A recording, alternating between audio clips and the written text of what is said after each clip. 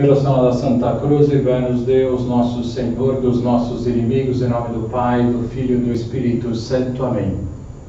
Meu Senhor e meu Deus, creio firmemente que estás aqui, que me vês, que me ouves. Adoro-te com profunda reverência, peço-te perdão dos meus pecados e graça para fazer com fruto esse tempo de oração. Minha Mãe Imaculada, São José, meu Pai e Senhor, meu anjo da guarda, intercedei por mim.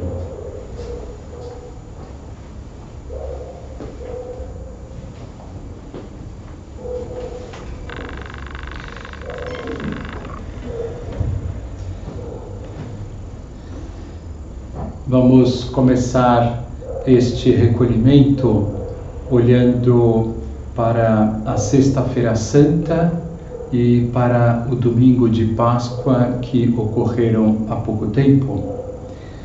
Na Sexta-feira Santa, o que viram e sentiram os apóstolos quando Jesus morreu na cruz? É muito importante fazer esta pergunta. Eles viram toda a esperança que possuíam ir embora. De fato, os apóstolos, ainda com uma visão humana, pensavam que Jesus ia instaurar o reino na terra, mas, morrendo na cruz, tudo estava indo água abaixo. Depois também viram a pessoa mais extraordinária que haviam conhecido ir embora. Não podemos imaginar como é Jesus, como é estar ao lado de Cristo. Se aqui na Terra já há pessoas que nós nos impactamos muito com a sua personalidade, com a sua santidade, com o nível de amor que essa pessoa possui. Imaginem conviver junto com nosso Senhor. Para termos uma ideia de como era impactante viver com Cristo, basta pensar naquele discurso que nosso Senhor fez no capítulo 6 de São João, da promessa da Eucaristia, quando ele vai dizer aos discípulos, aos apóstolos, que eles irão comer a sua carne. Em aramaico até mais forte, mastigar a sua carne. E muitos naquele dia abandonam nosso Senhor porque acham que isso é muito forte para acreditar. Como assim nós vamos comer a tua carne? Porque eles entenderam perfeitamente as palavras de Cristo. E aí então nosso Senhor se volta para os apóstolos também e lhes diz: vocês também querem ir embora? E aí então Simão Pedro toma a palavra e diz: Senhor, a quem iremos? Só tu tens palavras de vida eterna. É como se Simão Pedro dissesse assim: Senhor, tu és tudo para nós. Senhor, depois que te conhecemos, não queremos mais nada na nossa vida. A nossa alegria, o sentido da nossa vida é estar ao teu lado. Enfim, é uma maneira de, através dessas palavras de Simão Pedro, de perceber o impacto da presença de Cristo. E na hora da morte de nosso Senhor, eles estavam perdendo essa presença, a sua companhia. Isso era muito, muito desolador para eles, profundamente deprimente. E a morte de Cristo na cruz, então, foi a maior desolação para aqueles apóstolos que o seguiam de perto. No entanto, ao verem Jesus ressuscitado no domingo da Páscoa, além da explosão de alegria que sentiram, fez-lhes entender algo fundamental nas suas vidas.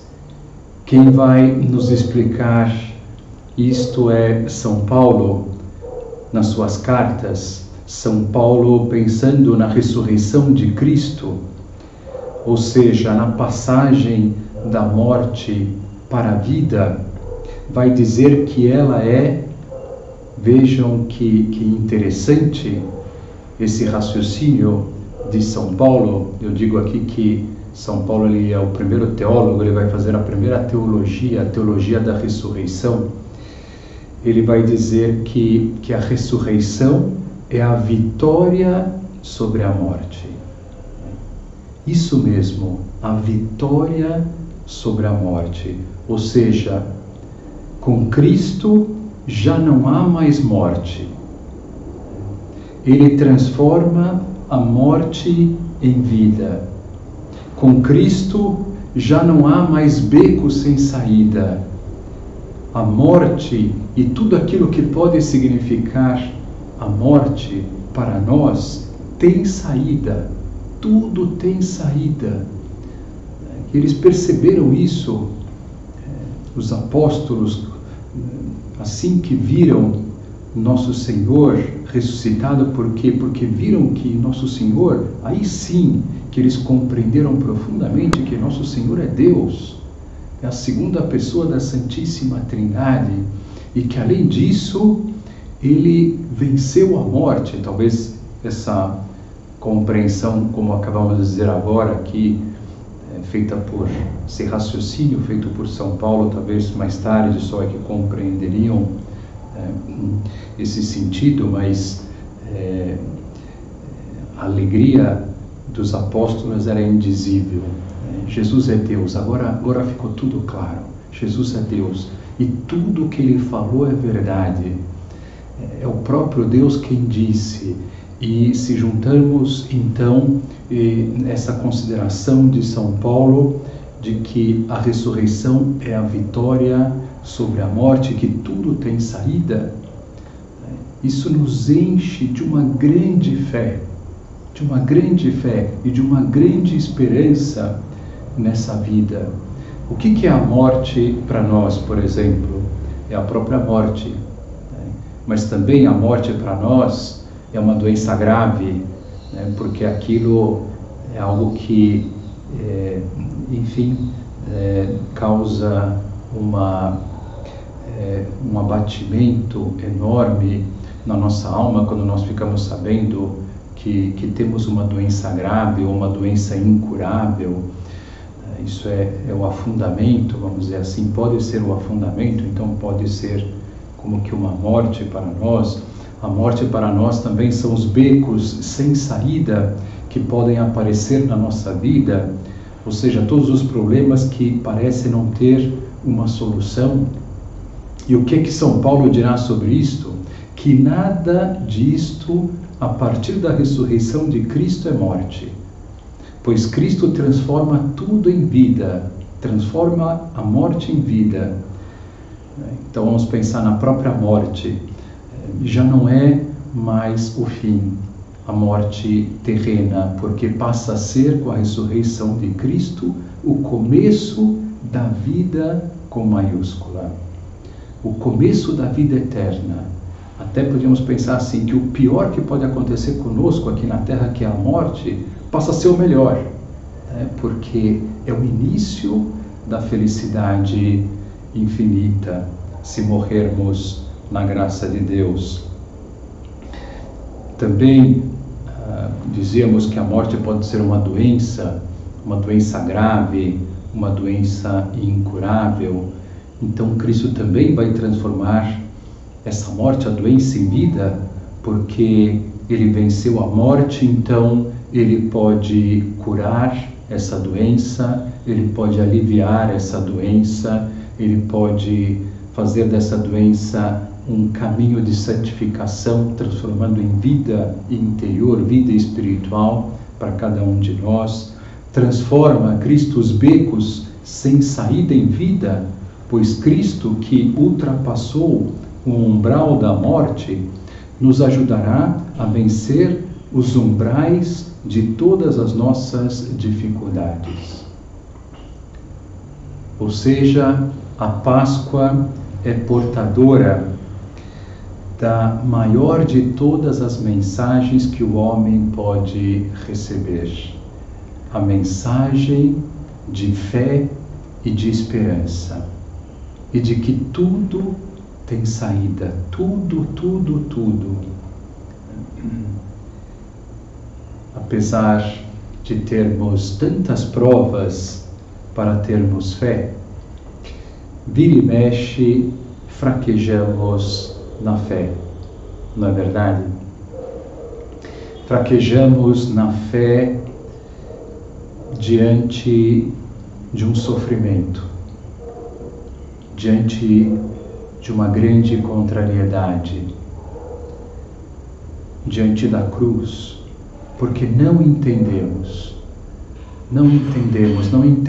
os caminhos de Deus, não entendemos porque estamos passando por aquilo, e aí então nós rezamos, e mesmo assim aquilo não passa, e então podemos pensar que Deus nos abandonou, que Deus se esqueceu de nós, e por não entender por que aquilo está ocorrendo, perder a fé, revoltar-nos contra Deus. São os momentos difíceis de prova da nossa fé. Queria contar a história de um mexicano chamado Bosco Gutierrez. Esse mexicano, ele é um homem, ele está vivo ainda, um arquiteto de uma família conhecida no México, uma família de muitas posses, e em um determinado dia ele foi sequestrado, isso lá nos anos 90.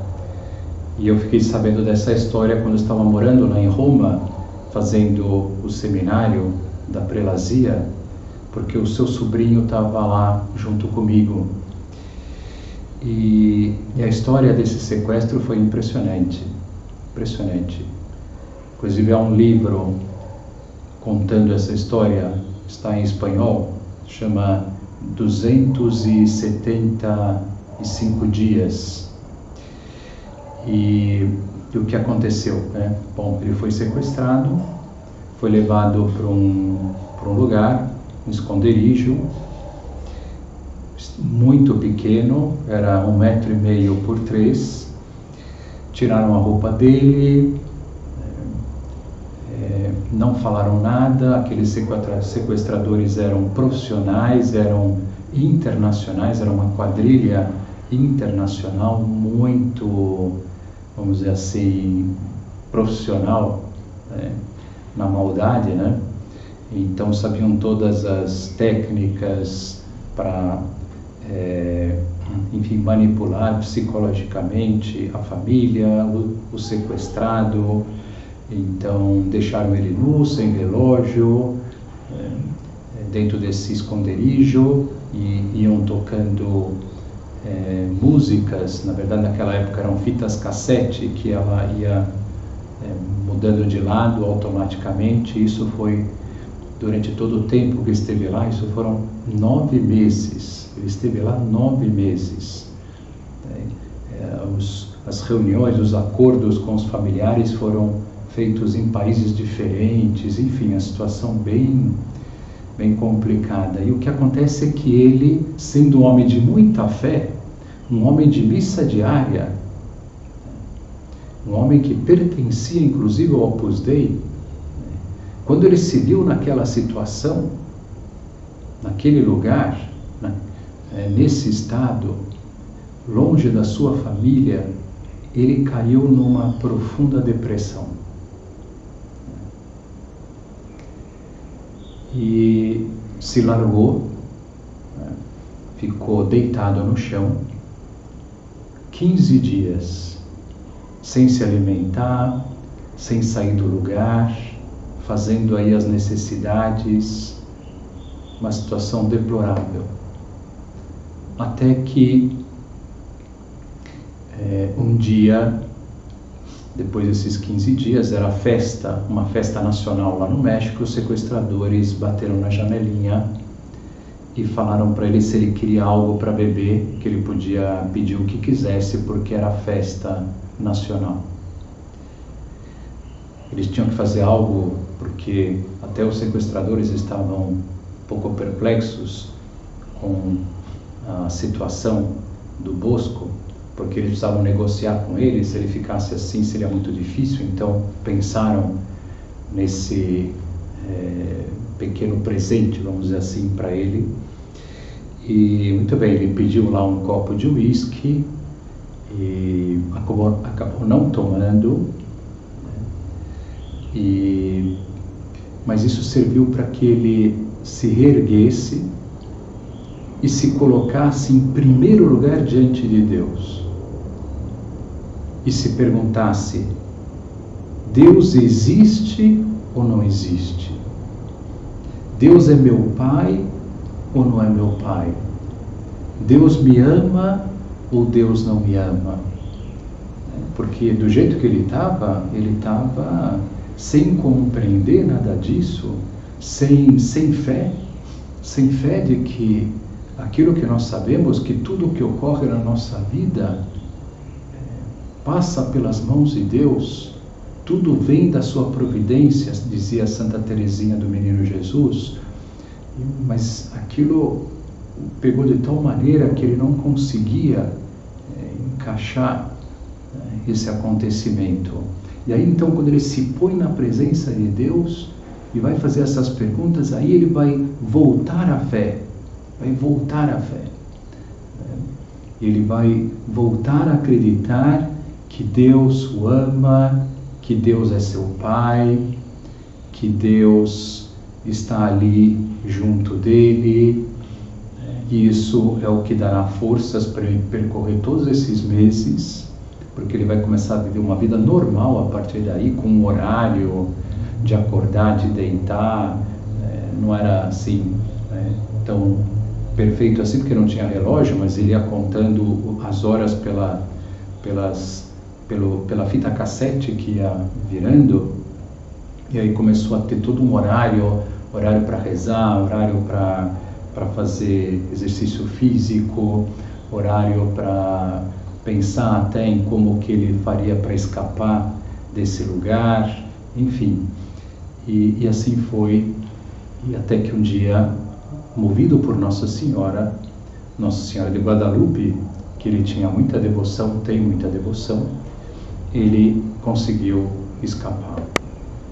Então veja só, diante de uma situação assim, muito dura, as pessoas podem perder a fé, podem fraquejar na fé, mas nós temos que ver a Deus por trás de tudo. Quem queria imaginar que Cristo morreria? Os apóstolos jamais imaginariam isso, que Cristo passaria pela paixão, por todo aquele sofrimento, mas tudo aquilo era preciso, tudo aquilo era necessário. Para quê? Para a nossa redenção. Deus tem caminhos que não são os nossos, e nesses caminhos, muitas vezes, não tantas, nós passamos pelas dificuldades, passamos pela cruz, não podemos perder a fé. Nós também fraquejamos na fé diante das tentações do demônio. O demônio, o que ele mais quer é destruir a nossa fé. Destruindo a fé, ele consegue tudo. Um homem sem fé é uma porta totalmente aberta para que ele possa atuar. E nesse sentido, a primeira coisa que o demônio vai fazer com que nós acreditemos é que ele não existe. O primeiro grande trunfo do demônio é acreditar que nós acreditemos que ele não existe. Aí sim que ele pode fazer a festa. Mas depois o demônio, ele vai tentar fazer com que nós acreditemos que Deus não existe, que acreditemos que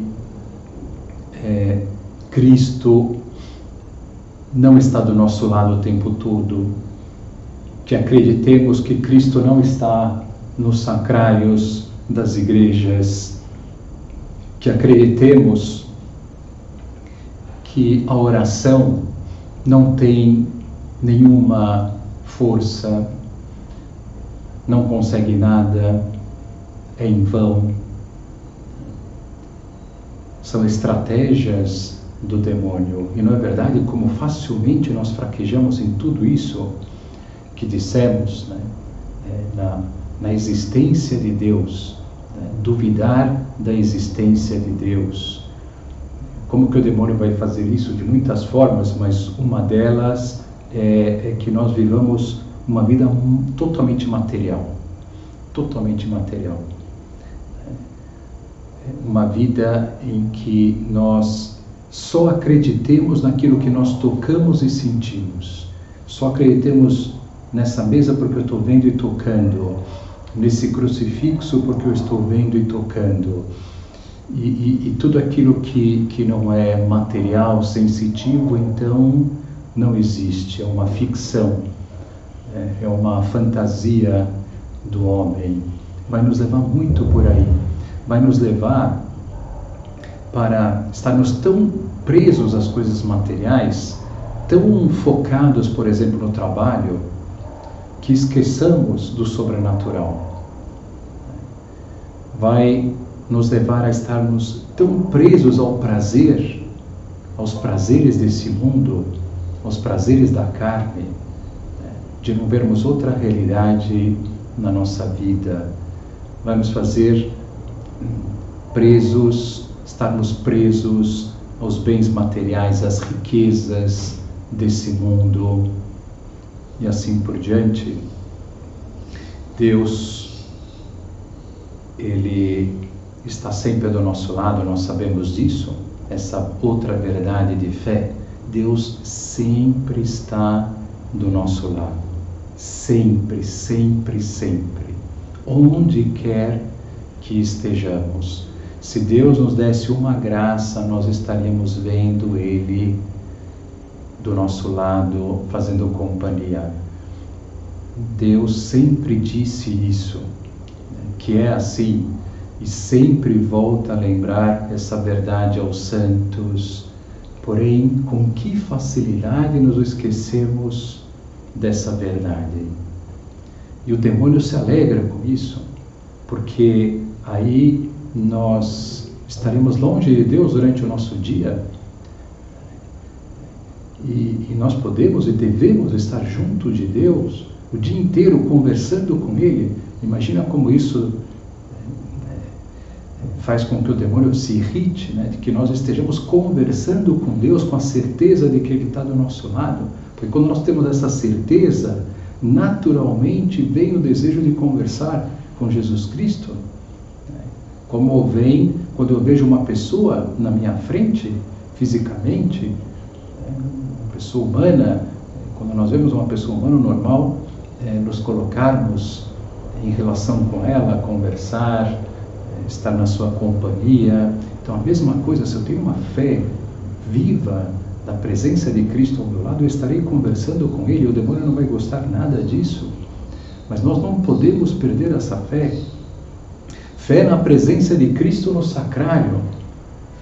E como essa fé muda, transforma a vida de um ser humano. Como tudo muda quando eu tenho a consciência de que Cristo está no sacrário. Como isso vai criar em mim um desejo de entrar nas igrejas sempre que possível, de fazer companhia a Nosso Senhor, de me apoiar em Nosso Senhor aqui, nos momentos difíceis da minha vida, vir aqui para rezar, vir aqui para pedir forças, vir aqui para pedir o consolo de Deus. Nós vamos ver a importância de assistir à missa, né? Porque Cristo está no sacrário, porque Cristo está na hóstia consagrada, Então, quando eu vou à missa, eu vou receber a comunhão, que é o próprio Deus, vou receber o próprio Deus na minha alma. Gosto de pensar assim, imaginem que numa praça, nesse domingo, se anuncie que lá serão distribuídos lingotes de ouro de graça. E nessa praça tem uma igreja também. E como todo domingo, haverá missas nessa igreja. Agora, imaginem quantas pessoas no mundo em que vivemos estarão na praça.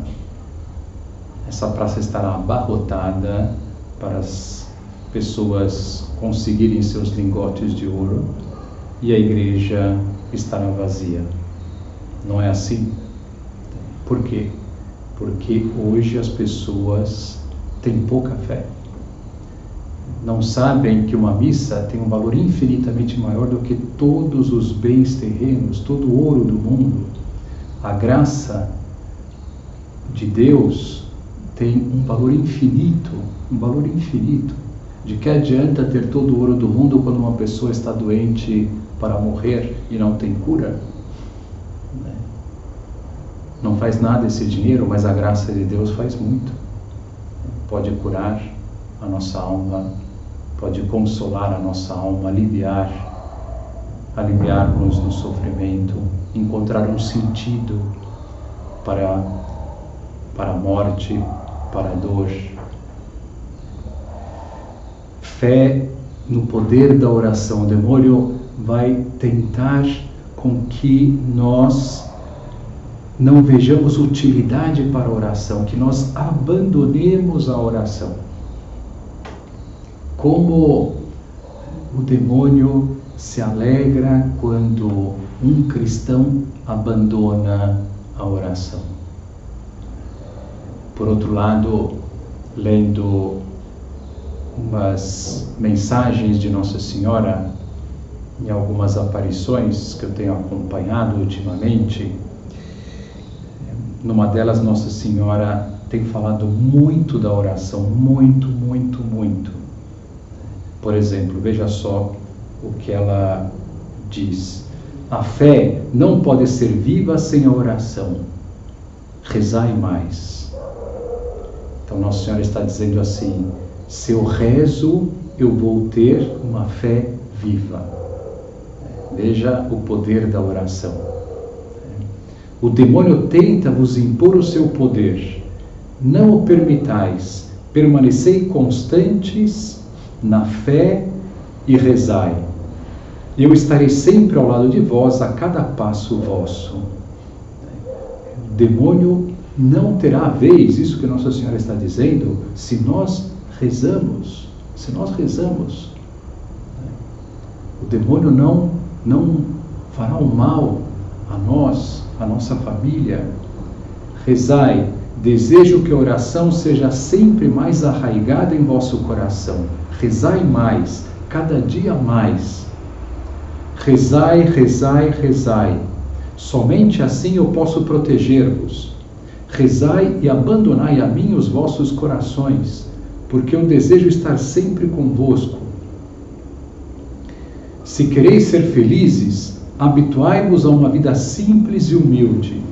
Rezai muito e não vos preocupeis demais sobre os vossos problemas. Deixai-os para Deus resolver e abandonai-vos a Ele. E em algumas ocasiões Nossa Senhora repete 3 vezes o rezai. E depois diz o que vem como fruto da oração. Então ela diz assim: rezai e encontrareis a alegria. Ou seja, a alegria está dependendo da oração. Rezai e encontrareis a paz. Quem de nós não quer ter uma grande paz interior? Que maravilha é a paz do coração. Como que eu consigo? Rezando. Rezai e vossos problemas serão resolvidos. Olha só o que Nossa Senhora está dizendo. Os problemas serão resolvidos. Rezai, rezai, rezai mais, mais. Tende fé. Vamos terminar essa oração. Vamos olhar para a nossa mãe, que nós dizemos que é mestra da fé. Que ela seja uma luz para nós com relação à fé, que nós estejamos sempre lutando para crescer na fé. E nós sabemos que a fé é um dom de Deus, então a fé ela é concedida por Deus, então nós temos que pedir a Deus, como dizia Nossa Senhora, rezar para ter uma fé viva.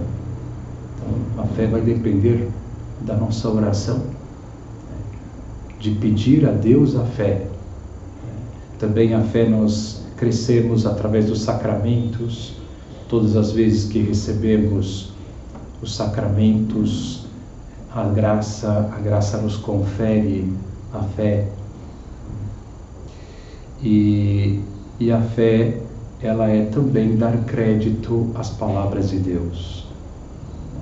Uma pessoa de fé é aquela que o que Deus disse, ela leva até as últimas consequências. Não duvida mais, basta uma vez. Tudo aquilo que Deus disse, aquilo é a verdade. Ele nos transmitiu a verdade. Então, se nosso Senhor nos fala para ter fé, vamos ter fé. Se nosso Senhor nos fala que Ele é nosso Pai, nunca percamos essa consciência de que Ele é o nosso Pai. Se Ele nos diz, não vos preocupeis, não vamos nos preocupar, porque Ele é nosso Pai, nos ama e cuida de nós. Então, é dar crédito pleno às palavras de Deus. Então, terminamos essa primeira meditação contando com a ajuda e o exemplo da nossa mãe.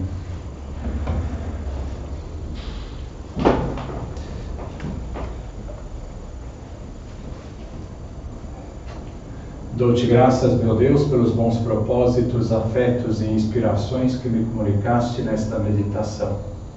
Peço-te ajuda para os pôr em prática. Minha Mãe Imaculada, São José, meu Pai e Senhor, meu anjo da guarda, intercedei por mim.